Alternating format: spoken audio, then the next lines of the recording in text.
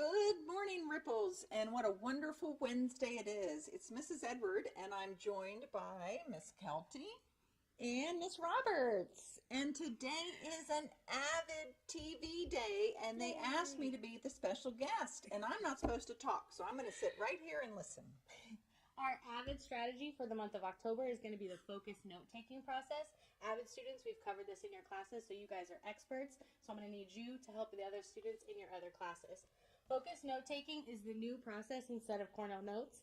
We take Cornell notes or focus notes because of how our brain processes information. When we only see it one time, it goes in one ear and out the other. After you take your notes, 100% of the information you have. 24 hours later, you've lost almost half of it. So it's really important that you're going back and revisiting those notes. And you're going to do that through the 5 phases of focused note-taking. The first phase is taking the notes, and you get to choose the format for your notes. So they should be personal to you, and they should reflect your purpose for note-taking.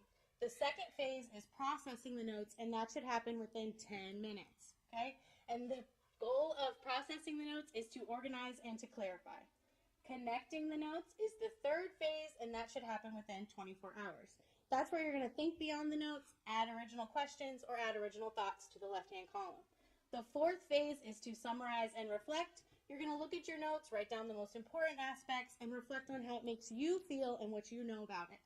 And then the fifth phase and the last one is to apply the notes and use them for their intended purpose. So if you took the notes to study for a test, use them to study for a test. If you took the notes to make a project, make your project. So the fifth phase, you're done with the notes paper, you're actually using it for its purpose.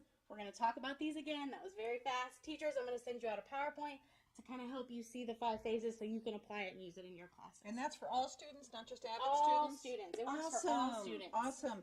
So I think what Dr. Fitzpatrick, Mr. Peters, and I might start doing is going randomly into classrooms and asking to look at Avid binders and having conversations with students about how they're taking notes. Awesome. Thank you. Yeah. Ms. Kelty, what do you have for us?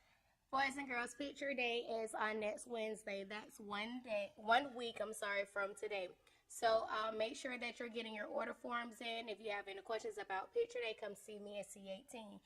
Teachers, I sent you an email yesterday that has the schedule for Picture Day. If you have any questions about that schedule, please come see me or call me in my room. There is a lot of information in that email, so please read that email carefully. And again, if you have any questions, please come see me or call me. Awesome. One of the questions everybody is asking is, can we be out of dress code on that day? And the answer is yes. Yes, you can. Absolutely. But then it is, what is it that you can wear? Well, really it has to be your Sunday best. And what I mean by that is if you're going to church or if you're going to a special outing, those are the clothes that you should be wearing.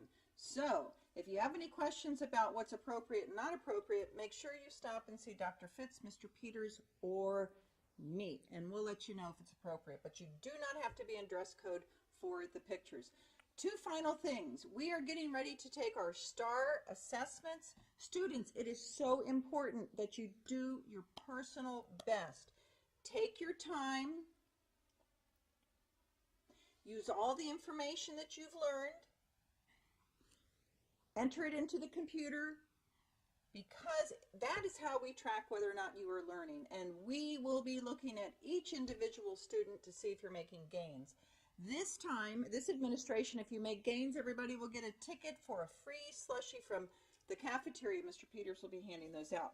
And I'm going to end the day with this. You got to be a rock star to be at FMMA. And these are our new shirts, and they are for sale for $10 in Miss Becker's room.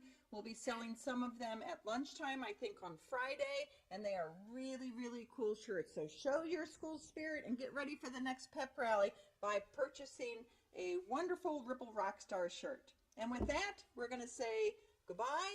Make sure you ride the wave and don't fall off.